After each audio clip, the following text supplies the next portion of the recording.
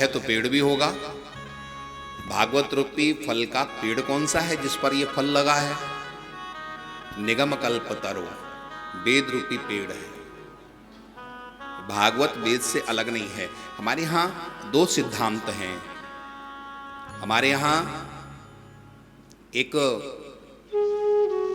ईश्वरवादी सिद्धांत है और एक निरीश्वरवादी सिद्धांत है। हमारे यहाँ ईश्वरवादी कौन है? जो वेद को मानता है वो हमारे लिए ईश्वरवादी है, और जो वेद को नहीं मानता वो हमारे लिए नास्तिक है। आस्तिक और नास्तिक सीधी सी परिभाषा है। जो वेद को माने वो आस्तिक है और जो वेद को न माने वो नास्तिक है। वेद हमारे यहाँ मूल है, वेदो मूलः। हमारे सनातन धर्म का मूल क्या है? वेद है। और उसी वेद का ये पका हुआ फल है। खट्टा फल नहीं है, कड़वा फल नहीं है, मीठा फल है। और उसमें भी सोने में सुहागा क्या हुआ है? सुख मुखाद अमृत द्रव संयुतम। सुखदेव जैसे परमहंस चक्र चूड़ामणि की इसमें चोंच लगी है। चोंच लगी का मतलब क्या है? उनके मुख से निकला हुआ। तो वही बात एक साधारण मनुष्य कहता है, उसकी बात का कोई प्रभाव नहीं होता है। लेकिन वही बात जब कोई सिद्ध महापुरुष कहता है उसका परम प्रभाव पड़ता है, उसका अनंत प्रभाव पड़ता है। तो ये भागवत किसी साधारण मनुष्य की कही हुई नहीं है। ये परमहंस चक्र चूड़ामणि यति शिरोमणि श्री सुखदेव जी महाराज के द्वारा कही गई है। सुख मुखाद मृतद्रव संयुतम। तो क्या करें? कहा इसको पियो, पिबत। कब फल को तो खाया जाता है और आप पीने की बात कर रहे हैं। दूध पिया जाता है, पानी पिया जाता है, फल खाया जाता है। संतों ने कहा, जवाब देने वाले व्यास जी ने कहा, नहीं, खाने का मतलब यह है कि कुछ छोड़ना है। ये पीने जैसा है, इसमें कुछ भी त्याज्य नहीं है। पिबत, पीते रहो, पीते रहो। कब तक पीते रहो? जब तक मोक्ष न। पीते रहो। यहां पर प्रेम भैया, मेरे बहुत से यजमान ऐसे बैठे जिन्होंने कई बार कथाएं सुनी हैं। बहुत से लोग हैं यहाँ पर, आयोजन करवाए भी हैं और कथाएं भी सुनी हैं।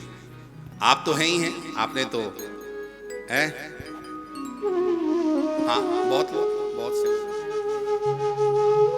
पिबत का सतत पीते रहो।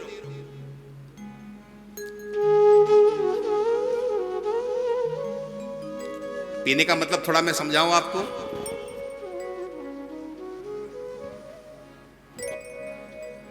कथा में 3 तरह के लोग होते हैं। एक होते हैं आयोजक। हमारा गोयल परिवार आयोजक है। कनकलता जी हैं, प्रेम भैया हैं, गोपाल जी भी गायब हैं कि हैं यहाँ? गोपाल जी नहीं।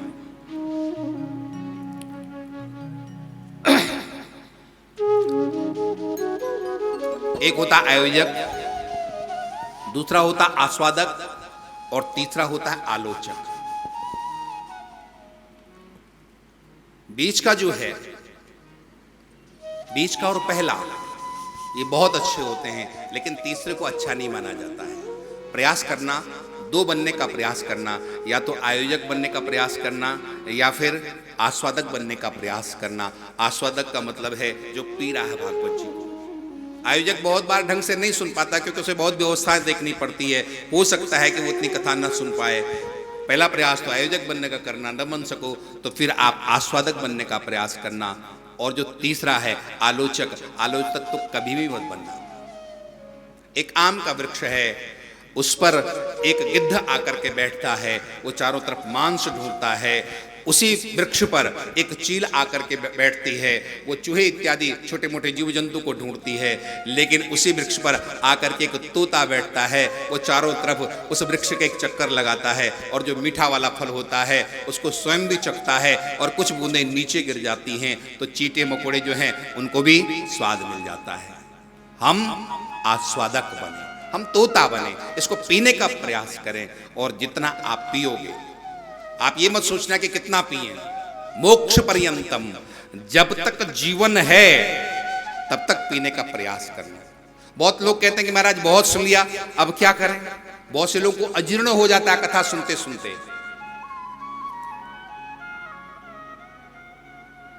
ये भी एक तरह का अजीर्ण है। मैं भी इंदौर में था भैया, जनवरी में कथा थी।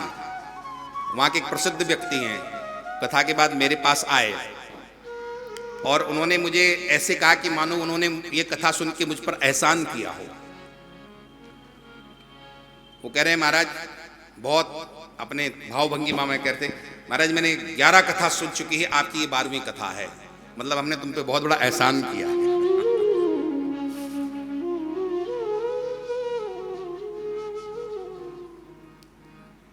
क्यों अजीर्ण हो जाता है?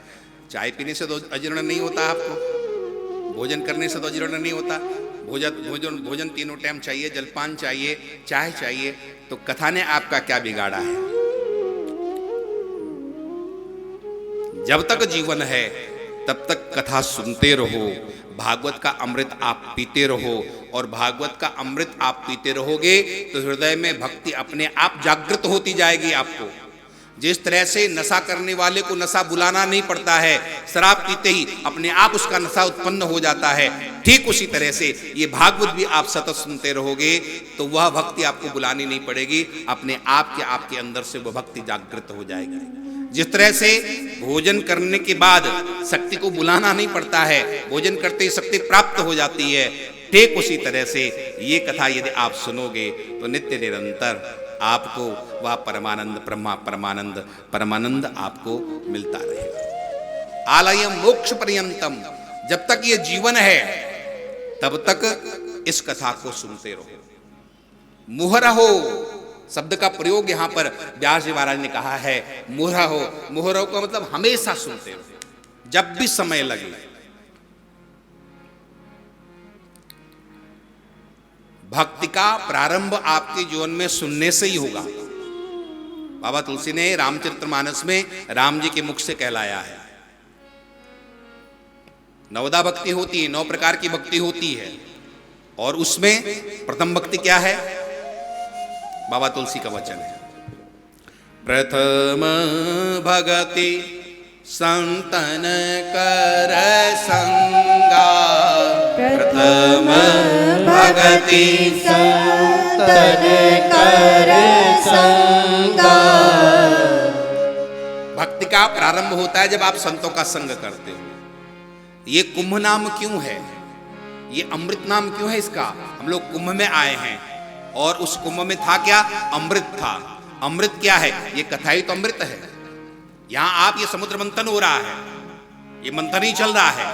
इधर से मैं मंथन कर रहा हूं, एक रस्सी मैंने पकड़ी है, दूसरी रस्सी आपने पकड़ी है, बीच में ये भागवत जी है, भागवत जी का मंथन चल रहा है, और इससे क्या मिलेगा आपको? अमृत प्राप्त होना है आपको। इसी का नाम तो कुंभ महोत्सव है। ये कुंभ मेला और कुछ नहीं है, यही है। यहाँ जहां जहां आप देखो वहां संतों के प्रवचन चल रहे हैं। एक तरफ संत बैठा है, दूसरी तरफ श्रोता बैठे हैं, दोनों अपनी अपनी तरफ से खींच रहे हैं, समुद्र मंथन चल रहा है, अमृत प्राप्त हो रहा है। प्रथम भगति संतन कर संगा, प्रथम भगति संतन कर संगा, दूसरी रति मम कथा प्रसंगा, दूसरी रति मम कथा प्रसंगा। प्रथम भगति संतन कर संगा, प्रथम भगति संतन कर संगा, दूसरी रति मम कथा प्रसंगा, दूसरी रति मम कथा प्रसंगा। मुहर हो, हमेशा सुनते जाना। लेकिन एक बात यहां पर ध्यान रखना, ये कथा 2 लोगों के लिए है, और वो 2 लोगों में आप आते हो कि नहीं आते हो? आते हो तो आपके लिए है, और नहीं आते हैं, यदि आप उसमें नहीं आते तो वैसे बनने का प्रयास करना। रसिका भूमि भावुका, रसिकों के लिए है और भावुकों के लिए कथा है। जिसको इस कथा से प्रेम है उसके लिए कथा है, और जिसके अंदर प्रेम नहीं होगा उसके लिए कथा कथा नहीं व्यथा है। बाबा तुलसी ने बाबा कबीर ने एक बहुत सुंदर बात लिखी है। कबीर कहते हैं, जब गुण को गाहक मिले तब गुण लाख बिकाए, जब गुण को गाहक नहीं तब कौड़ी बदले जाए।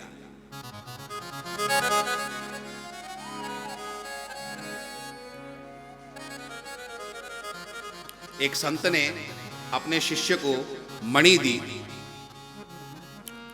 एक मणि दी, अमूल्य मणि दी, और कहा कि जाओ वो सब्जी बेचने वाले से इसका भाव करके आओ कि कितनी की लेगी वो। तो वो शिष्य गया सब्जी बेचने वाले के पास, उससे कहा भैया ये मणि देखो ये कितने की है। अरे कहा कितने की क्या है, ये कांच लग रहा है, इससे कुछ भी नहीं मिलने वाला है, ज्यादा करो तो इससे हम अपनी सब्जी तौल लिया करेंगे, रुपये 2 रुपये तुम्हें चाहिए तुम ले जाओ, इससे ज्यादा कुछ नहीं मिलने वाला। लौट क्या है महाराज, इसमें तो रुपये 2 रुपये से ज्यादा कुछ नहीं मिल रहा है। कहा इसको सुनार के यहाँ लेके जाओ। सुनार के यहाँ लेकर के जा गया। उसने कहा, हे ब्रह्मचारी, अपने गुरु महाराज से कहना कि मैं पूरी दुकान को भी बेच दूं ना और इस नगर के पूरे पैसे को भी लगा दूं, तब भी इस मणि का मूल्य नहीं दिया जा सकता, इतनी अमूल्य मणि है। जब गुण को गाहक मिले तब गुण लाख बिकाए, और जब गुण को गाहक नहीं तब कौड़ी बदले जाए। ये भागवत अमूल्य है। यदि आपके अंदर श्रद्धा होगी, प्रेम होगा, विश्वास होगा, तो ये आपके लिए अमूल्य निधि है, बहुत कुछ आपके लिए है। और यदि आपके अंदर प्रेम नहीं है, यदि आपके अंदर श्रद्धा नहीं है, यदि आपके अंदर विश्वास नहीं है, तो ये भागवत आपके लिए सिवाय 3 घंटे के बैठने के और कुछ भी नहीं है। 2 लोगों को बुलाया, 2 लोग विशेष रूप से इसके ग्राहक हैं, 2 लोग विशेष रूप से इसके अधिकारी हैं, रसिकाह और भावुकाह। रसिक कौन है और भावुक कौन है? दिखाई देता है। मैं आपको स्पष्ट कहूं, इन दोनों आंखों से सामने बैठे हुए श्रोता की मनोभाव दिखाई देती है कि कथा आपके अंदर उतर रही है या ऊपर ही ऊपर से जा रही है। आप कथा सुन रहे हो या समय पास हो रहा है, ये दोनों दिखाई देता है यहां पर। रसिक कौन है? जो मुस्कुराते हुए प्रेम पूर्वक कथा सुन रहा है वो रसिक है। और भावुक कौन है? जिसको कभी कभी कथा सुनते हुए अश्रुपात होता है, वो भावुक है। उन 2 के लिए कथा है। रसिका वो भावुका, सबके लिए नहीं है। अब आप देख लो आप कौन से वाले में हो।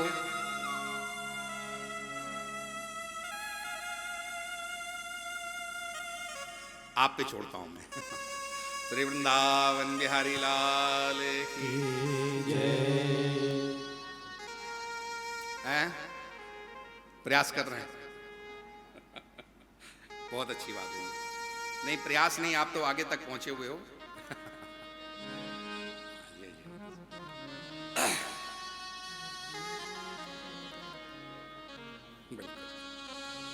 आपने बहुत लाइन में लगा दिया है। श्री वृंदावन बिहारी लाल की जय।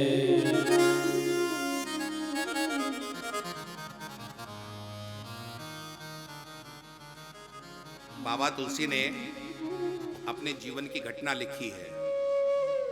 बाबा तुलसी कहते हैं कि मुझे ये रामचरित्र कब समझ में आया है पता है आपको? मैंने जब बहुत काल तक सत्संग किया, गुरु महाराज से कई बार जाकर मैंने कथा सुनी, तब जाकर के मुझे कुछ समझ में आया है। और बहुत से लोग ऐसे 1-2 बार सुनने के बाद कहते हैं हमने तो पूरी भागवत सुन ली, अब हमें क्या करना है? क्या तुम तुलसीदास से भी बड़े हो गए हो? तुलसीदास जैसा महापुरुष वो कहते हैं कि मैंने गुरु महाराज से कई बार कथा सुनी, कई बार कृपा करके गुरु महाराज ने मुझे कथा सुनाई, तब जाके मुझे थोड़ा बहुत कुछ समझ में आया। और आप कहते हो कि मैंने 1 बार सुन ली, 2 बार सुन ली, बहुत हो गया। नहीं, बहुत काल करिए सत्संगा, सदा सेव्या श्रीमद् भागवती कथा। ऐसा ये दिव्य ग्रंथ है श्रीमद् भागवत, और ये सुना जा रहा है नैमिषारण्य में। सूत जी महाराज इसको सुना रहे हैं। उग्रश्रवा जी के पुत्र हैं, जिनके पिता रोमहर्षण जी हैं। ऐसे उस रोमहर्षण के पुत्र ये उग्रश्रवा है। उग्रश्रवा का मतलब है जिसके कान कथा सुनने से कभी थके ना, वो उग्रश्रवा है।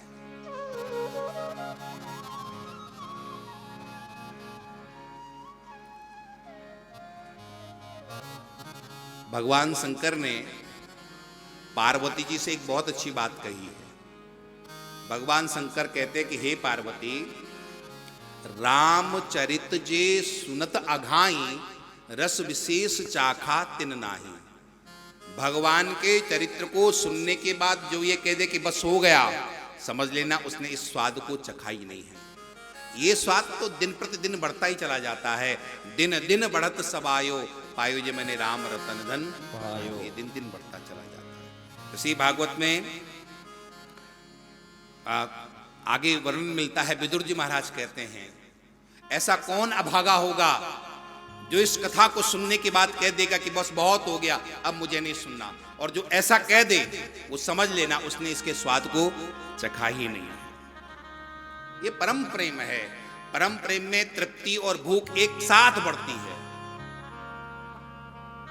पदार्थ में धीरे धीरे कम होता है प्रेम, और यहां पर बढ़ता चला जाता है। आपको बहुत ज्यादा भूख लगी है, भूख के मारे जान निकली जा रही है। आप घर में गए, पत्नी से कहा जल्दी जल्दी भोजन बनाओ, जल्दी जल्दी भोजन बनाया गया। आपके सामने थाली रखी गई, आपने खाना प्रारंभ किया। एक रोटी खाई, भूख कम हुई। दूसरी रोटी खाई, भूख और कम हुई। तीसरी चौथी, जितना आप लोग खाते हो। और वहां लिमिट पहुंचने पर एक समय ये आएगा कि आप थाली के ऊपर हाथ डाल, नहीं अब नहीं खाना। होगा कि नहीं होगा?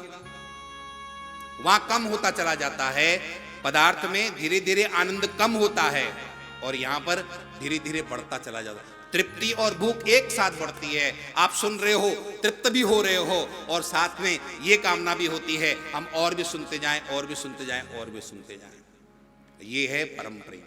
संसार का आनंद धीरे धीरे कम होने वाला आनंद है, परमात्मा का आनंद बढ़ने वाला आनंद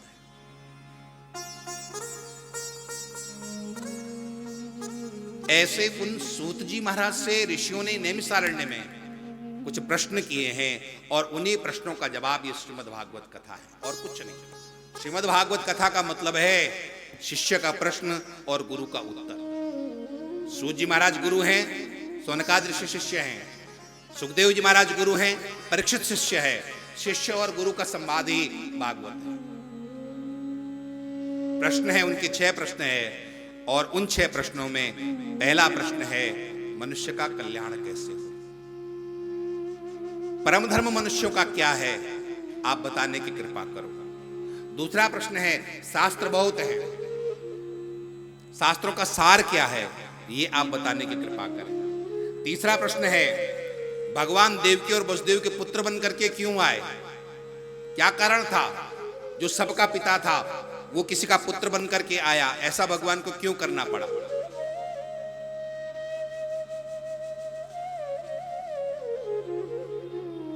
भगवान जब इस धराधाम को छोड़ करके चले गए तो फिर वो धर्म किसकी शरण में गया। जब भगवान का अवतार होता है तो उस अवतारी को देख करके माना जाता है कि ये धर्म है। राम का जीवन आप देखिए, राम ने जो किया है वो धर्म है। इसलिए संतों ने कहा है रामादिवत वर्तव्यम न तु रावणादिवत। जैसे राम ने किया वो करना, वो धर्म है। रावण ने क्या, ऐसा मत करना, क्योंकि वो अधर्म है। तो जब राम जी चले गए तो धर्म किसकी शरण में गया है। भगवान के चरित्र कितने हैं, अवतार कितने हैं, ये सब आप हमें बताने की कृपा करें। सूत जी ने मंगलाचरण किया है, और उस मंगलाचरण में सबसे पहले गुरु को प्रणाम किया है। हे ऋषियों, मैं आपको जो कुछ बताने जा रहा हूं ना, ये मेरा गुरु का मुझे दिया हुआ है। प्रेम भैया यहां पर बैठे हैं। प्रेम भैया के मुख से एक बात हमेशा निकलती जो मुझे बहुत अच्छी लगती, मेरे हृदय को छूती है वो बात। प्रेम भैया कहते हैं कि जो कुछ दिया हुआ है वो गुरु महाराज का दिया हुआ है। प्रेम भैया की बात है कि नहीं? आप लोग भी सुनते होंगे, साथ वाले सब लोग सुनते होंगे। प्रेम भैया हमेशा ये बात कहा करते हैं कि जो कुछ भी दिया हुआ मेरे गुरु का दिया हुआ है, और गुरु का दिया हुआ मैं गुरु को समर्पित कर रहा हूं। मैं क्या दे रहा हूं, तेरा तुझको अर्पण क्या लागे मेरा। ये एक भावना है, एक शिष्य की भावना है, ये हमारी विनम्रता है। यहां पर सूत जी महाराज भी गुरु महाराज का स्मरण कर रहे हैं, जिनकी कृपा से सब कुछ मिला है। यम प्रव्रजंतम अनुपेतम अपेत कृत्यम द्वैपायनो विरह कातर आजुहा। गुरु महाराज का स्मरण किया है, नारायण का स्मरण किया है, और उसके बाद जवाब देना प्रारंभ किया है। आपने पूछा है कि मनुष्यों का परम धर्म क्या है, और ये आप हम सब के लिए है। हमारा परम धर्म क्या है? धर्म और परम धर्म में थोड़ा अंतर ये है कि धर्म आपके लिए बहुत कुछ है। एक छोटे से बच्चे के लिए धर्म है विद्यालय पढ़ना, शिक्षा ग्रहण करना। एक युवा के लिए धर्म है गृहस्थाश्रम को ढंग से चलाना। एक वृद्ध के लिए धर्म है भगवत भजन पूजन करते हुए अपने गृहस्थाश्रम को व्यवस्थित रखना। एक वृद्ध का ये धर्म है, ये धर्म है। लेकिन परम धर्म क्या है? ये सब करते हुए भी परमात्मा को न भूलना, ये परम धर्म है। सवे पुंसाम परो धर्मो यतो भक्ति अदोक्षजे। सब कुछ करते हुए भी परमात्मा को न भूलना, ये परम धर्म है।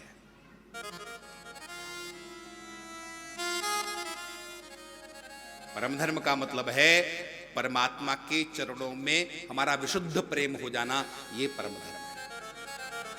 अब परम धर्म आपके जीवन में आएगा कैसे?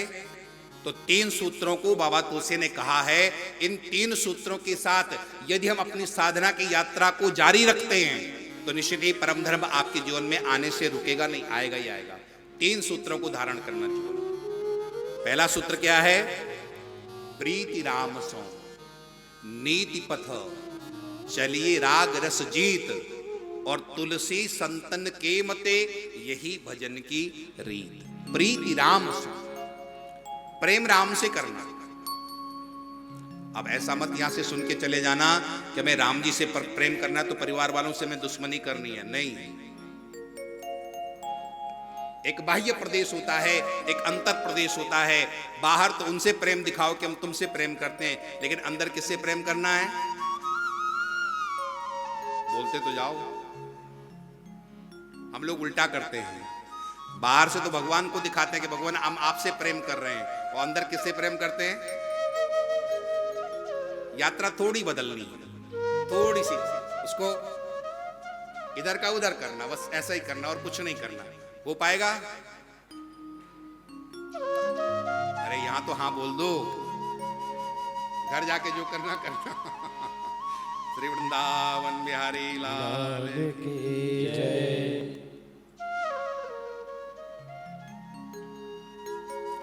प्रीति राम सो नीति पथ। राम जी से प्रेम हो और हमारा पथ भी नीति का हो।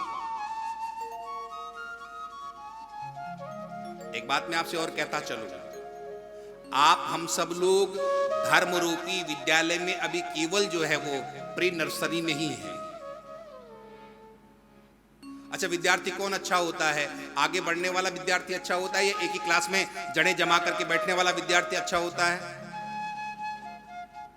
अच्छा कौन सा विद्यार्थी होता है? आगे बढ़ने वाला होता है ना, कि एक ही क्लास में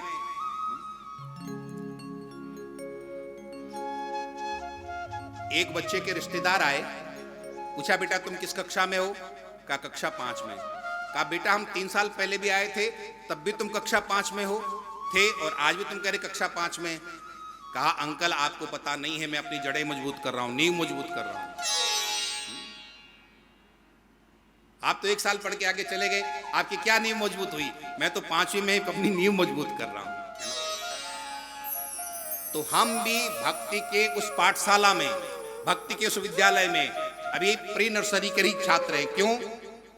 क्योंकि हम भक्ति तो करते हैं, लेकिन वो भक्ति का जो दूसरा चरण है वो हमारे जीवन में न होने से हम आगे नहीं बढ़ पाते हैं। कौन सा है? नीति पथ। पथ नीति का नहीं हमारा है, पथ हमारा अनीति का है। इसकी वजह से वह धर्म के विद्यालय में हमारी वो कक्षा आगे बढ़ नहीं पाती। हमारे यहां संतों ने कहा है, राम नाम की औषधि खरी नियत से खाए। राम नाम की औषधि खरी नियत से खाए, अंग रोग व्यापे नहीं महारोग मिट जाए।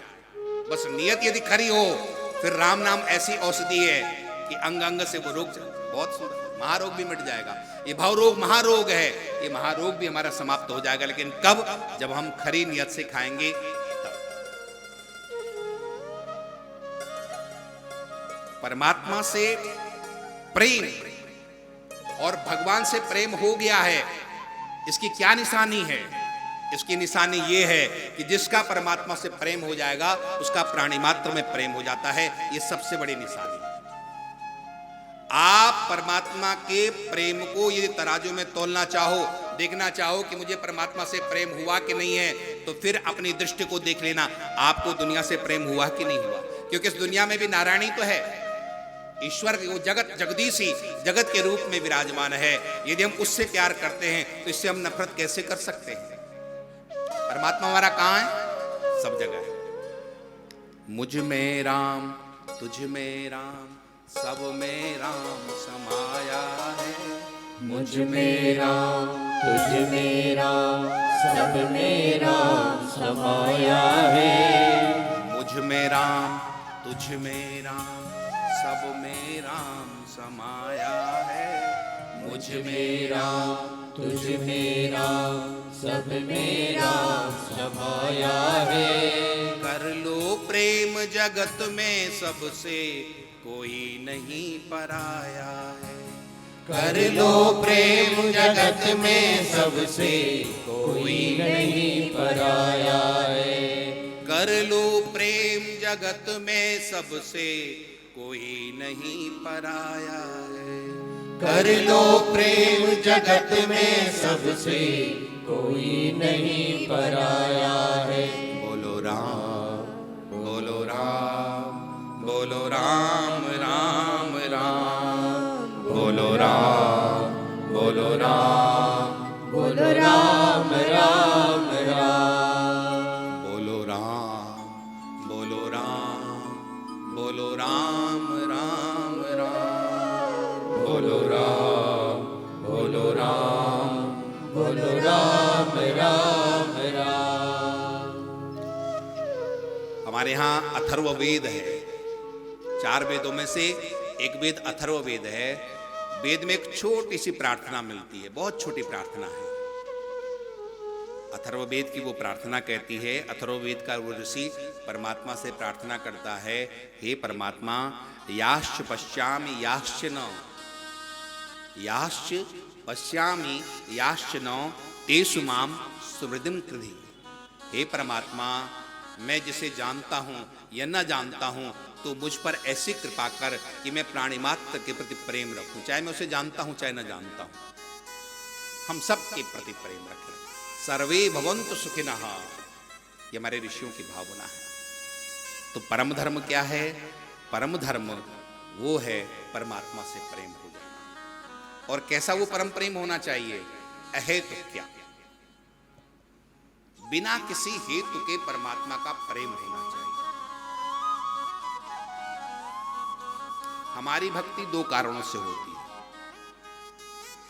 हमारी भक्ति में 2 कारण हैं। या तो हम लोभ की वजह से भगवान का भजन करते हैं या भय की वजह से भगवान का भजन करते हैं। होता है कि नहीं होता? आप लोग कोई हाँ नहीं करोगे, मुझे पता है। आप नहीं करते हो, मैं करता हूं। चलो मैं अपने को ही कहता हूं, ठीक है ना। हम दो ही वजह से भगवान का भजन करते हैं। क्यों ब्रज भैया? यही बात है ना। या तो कोई बहुत आफत आ गई हो तो हम भगवान को बहुत ज्यादा रटते हैं, या कोई बहुत ज्यादा हमें लालच की बात है कि भगवान ये दिला दो तो हम भगवान को याद करते हैं। 2 ही कारणों से हमारे भगवान की भक्ति हमारे जीवन में आती है, या तो लोभ से या फिर लालच से। नहीं, हमने भगवान को क्या समझा हुआ है? आपके घरों में गाड़ी है ना, सबके घरों में गाड़ी है। गाड़ी में एक स्पेयर व्हील होता है जिसको हम लोग स्टेपनी कहते हैं ना। गाड़ी में स्टेपनी कब लगती है? जब पहिया पंचर हो जाता है। हमारे संत कहते हैं आपने भगवान को भी स्टेपनी बना रखा है। जब गाड़ी पंचर होगी तब भगवान को याद करोगे, उसके पहले कोई याद नहीं करता है। हमारे संत कहते हैं भगवान को स्पेयर व्हील मत बनाओ, भगवान को स्टीयरिंग व्हील बनाओ। भगवान के हाथ में अपने जीवन की स्टीयरिंग दे दो। हे परमात्मा, तू जिधर ले जाने के लिए तैयार बैठ, मैं तेरे साथ चलने के लिए तैयार हूं। जिधर तू ले, जिधर ले चलोगे उधर ही चले, जिधर ले चलोगे वहीं ले चलो, जहाँ नाथ रख दोगे, जहाँ नाथ रख दोगे, वहीं मैं रहूँगा। जहाँ ले चलोगे वहीं मैं चलूँगा। जहाँ ले चलो वहीं मैं चलूँगा।